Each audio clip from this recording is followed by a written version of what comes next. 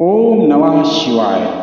हर हर महादेव। दोस्तों, आजकल एक बहुत ही इंटरेस्टिंग हॉट टॉपिक है जो न सिर्फ धार्मिक है बल्कि सामाजिक होने के साथ साथ राजनीतिक सरोकार भी है उसके। दोस्तों, सही समझा आपने, मैं बात कर रहा हूँ रिसेंट सर्वे की जो वाराणसी की ज्ञानवापी मस्जिद में हुआ और वहाँ जो कुछ पाया गया उस घटनाक्रम में शिवलिंग की बात सामने आ रही है।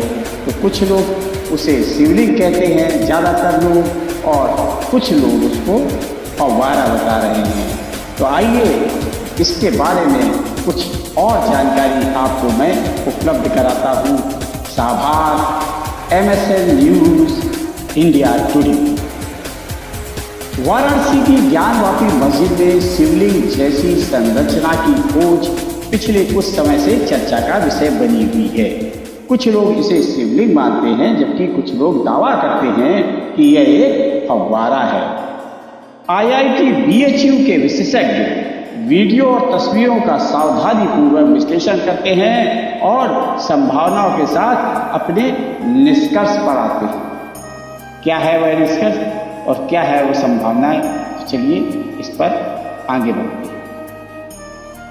IIT BHU केमिकल इंजीनियरिंग विभाग के प्रोफेसर RS सिंह ने कहा, मुझे व्यक्तिगत रूप से यह शिवलिंग लगता है, लेकिन कुछ लोग दावा कर रहे हैं कि यह एक फव्वारा है क्योंकि इसके सिरे पर एक फव्वारा जैसी संरचना है। सिंह ने कहा, इसका ऊपरी हिस्सा सफेद है जबकि बाकी शिवलिंग काले रंग का है। ऐसा लगता है कि किसी ने इसके ऊपर कुछ डाल दिया ताकि यह एक फव्वारे की तरह दिखे। यानी वो इस बात का इशारा कर रहे हैं कि इसमें कोई शरारत की गई है, इसके साथ में छेड़खानी की गई है और वह शरारत साफ झलकती है, वह छेड़खानी साफ दिखाई पड़ती है इस संरचना में, इस फोटो के साथ या वीडियो के द्वारा। अगर हम इसे एक फव्वारा मानते हैं तो वर्षों पहले बिजली नहीं थी और लोग बड़ी ऊंचाई से पानी डालते थे और क्षेत्र एक अलग आकार में था, लेकिन ज्ञानवापी परिसर में इस तरह की व्यवस्था कभी नहीं थी। प्रोफेसर ने कहा, ऐसी तकनीक होनी चाहिए जिससे बिना बिजली के चलने के लिए 50 से 100 फीट की ऊंचाई से पानी डाला जा सके। जी हाँ दोस्तों, बिना बिजली के अगर फव्वारा चलाना है तो ऊंचाई वाला स्थान चाहिए जहाँ से वो पानी को डाला जा सके। वो 50 से 100 फीट कम से कम होना चाहिए। और जिस काल की बात हो रही, जिस समय की बात हो रही है, उस समय तो ये करीब करीब 150 फीट हुआ करती थी। उन्होंने कहा, मैं देख सकता हूँ कि किसी ने शिवलिंग पर सफेद सीमेंट लगा दिया है। संरचना के रासायनिक विश्लेषण, अगर उसकी केमिकल एनालिसिस की जाए उस संरचना की, तो संरचना के रासायनिक विश्लेषण के बारे में बात करते हुए उन्होंने कहा कि किसी ने भी उस सामग्री का रासायनिक विश्लेषण अभी तक नहीं किया है जिससे संरचना बनाई गई है। इसका करना बहुत जरूरी है, उसकी केमिकल एनालिसिस करना जरूरी है। उन्होंने कहा, इसलिए यह पता लगाना मुश्किल है कि यह एमेरल्ड पन्ना से बना हुआ है या नहीं। यह बहुत पुराना दिखता है और लंबे समय से पानी में है। शिवलिंग अक्सर आपको एमेरल्ड से बने हुए पाए जाते हैं, पन्ना से बने हुए दिखते हैं, जो अच्छे, बढ़िया, अच्छे और पुराने शिवलिंग, इनकी बात की जा रही है। सिंह ने कहा कि सम्राट अकबर के शासनकाल के दौरान, जैसा कि दावा किया जा रहा है, सम्राट अकबर के शासनकाल के दौरान मुगल साम्राज्य के वित्त मंत्री, वहाँ के फाइनेंस मिनिस्टर उस समय के राजा टोडरमल ने लगभग 415 साल पहले मंदिर बनाया था और उस समय बिजली नहीं हुआ। उन्होंने कहा, उस समय भी फव्वारे थे, लेकिन इसके काम करने के लिए 150 फीट की ऊंचाई से पानी डाला गया। केमिकल इंजीनियरिंग शिक्षक ने कहा कि अगर यह एक फव्वारा होता है तो इसमें एक छेद होना चाहिए जहां एक पाइप आने का प्रावधान होना चाहिए, लेकिन ऐसा कुछ भी नहीं दिखता है उसमें, ना कुछ ऐसा दिखाई पड़ता है। इसके अलावा इस व्यास के साथ एक फव्वारा बनाना, जितना लंबा चौड़ा व्यास है उसका, कई फीट का व्यास है उसका, तो उससे फव्वारा बनाना मुश्किल है। उन्होंने कहा, ये प्रोफेसर सिंह ने आगे कहा कि इस फोटो में निचले हिस्से में शिवलिंग का आकार है, लेकिन ऊपरी हिस्से पे बिल्कुल अलग तरीके की तस्वीर नजर आती है। उन्होंने कहा, इसके किनारे को देखें जहाँ पानी जमा हो जाता है। अगर इसे एक फव्वारा बनाना है तो पानी ऊपर जाने के लिए एक प्रणाली होना चाहिए। निश्चित रूप से एक प्रणाली, कोई सिस्टम जरूर मौजूद होना चाहिए। बिना उसके फव्वारा हो ही नहीं सकता, ऑपरेशनल ही नहीं हो सकता। उन्होंने आगे कहा कि अगर कोई दावा करता है कि यह एक फव्वारा है तो यह चालू भी होना चाहिए, नहीं तो यह एक शिवलिंग है।